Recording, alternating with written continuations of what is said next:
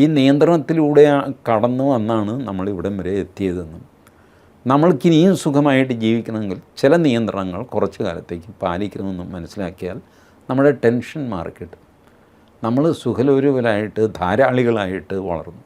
പ്രത്യേകിച്ച് ഇപ്പോൾ യങ്ങായിരിക്കുന്ന ചെറുപ്പക്കാരും ഈ നിയന്ത്രണങ്ങളൊന്നും കണ്ടിട്ടില്ല. സാധാരണ യുദ്ധകാലത്ത് ഇന്ദിരാഗാന്ധിയുടെ കാലം വരെ ആഭ്യന്തര അടിയന്തരാവസ്ഥ പ്രഖ്യാപിക്കുമായിരുന്നു. പക്ഷേ കാർഗിൽ യുദ്ധത്തിൽ വാജ്പേയി അടിയന്തരാവസ്ഥ പ്രഖ്യാപിച്ചില്ല. അതുകൊണ്ട് ജനങ്ങൾ അറിഞ്ഞില്ല, ജനങ്ങൾ സുഖമായിട്ടും കഴിഞ്ഞു.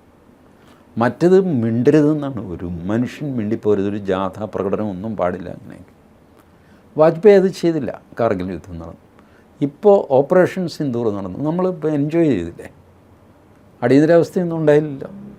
വേണമെങ്കിൽ പ്രധാനമന്ത്രിക്ക് അത് ചെയ്യാം, ഭരണഘടനയിൽ വകുപ്പുമുണ്ട്. അത് ചെയ്തില്ല. ഇങ്ങനെ ഒരു പാമ്പേർഡ് ചൈൽഡായിട്ട് നമ്മൾ മാറി. ചോദിക്കുന്നതെല്ലാം വാങ്ങിത്തരുന്ന ഒരു അച്ഛൻ, അങ്ങേരുടെ സംരക്ഷണയിൽ വരുന്ന കുട്ടി എങ്ങനെ ഇരിക്കും? അപ്പോൾ അത് കിട്ടാതെ വന്നു കഴിയുമ്പോൾ കുട്ടിക്ക് ദേഷ്യം. അതൊരു നല്ല സ്വഭാവമല്ല.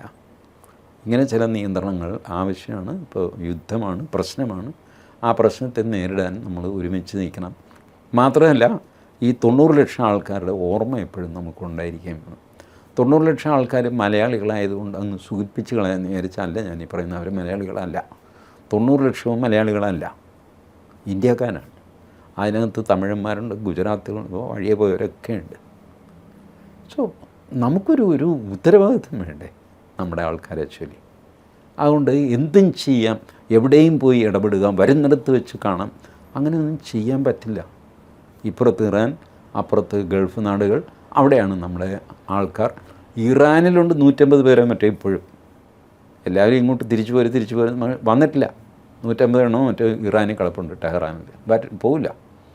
അവസാനം അവിടെ ആറ്റം ബോംബിട്ട് പണ്ടാറടങ്ങി കഴിയുമ്പോൾ അവിടെ നിലവിളിക്കും, ചേട്ടാ ഒരു വിമാനം അയക്കുക, എനിക്ക് ഇവിടെ വരണം, മല്ലപ്പള്ളിയിൽ വരാനുള്ളതാണ്. നീ ഇതുവരെ പോകുന്നില്ലേ? അവനവിടെ കിടക്കുക ചായക്കടയുമായിട്ട്. എന്തു ചെയ്യും? ഇതാണ് നമ്മുടെ ആൾക്കാരുടെ സ്വഭാവം. പക്ഷെ നമുക്ക് അവരെ ഉപേക്ഷിക്കാൻ പറ്റുമോ? ഇതൊക്കെ ഞാനോ വായിച്ചത്തോടെ പോയി കഴിഞ്ഞ് ഇതേപോലെ പെരുമാറും. നമ്മുടെ ഒരു കോമൺ ട്രെൻഡാണത്. I'm not blaming anybody.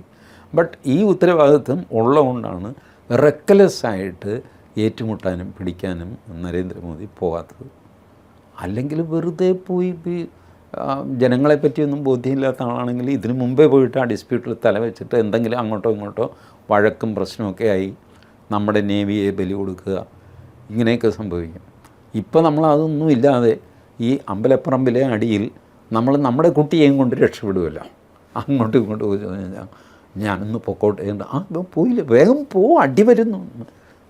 നമ്മുടെ കപ്പൽ ഇറങ്ങിക്കൊണ്ട് പോരും. ഇപ്പോഴും 1600 കപ്പലാണ് ഹോർമൂസ് കടലിടുക്കിൽ കിടക്കുന്നത്.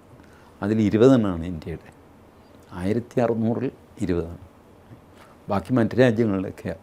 അപ്പോൾ ആരാ മിടുക്കന്മാർ? നമ്മൾ തന്നെയല്ലേ. 20 കുരുങ്ങിയുള്ളൂ.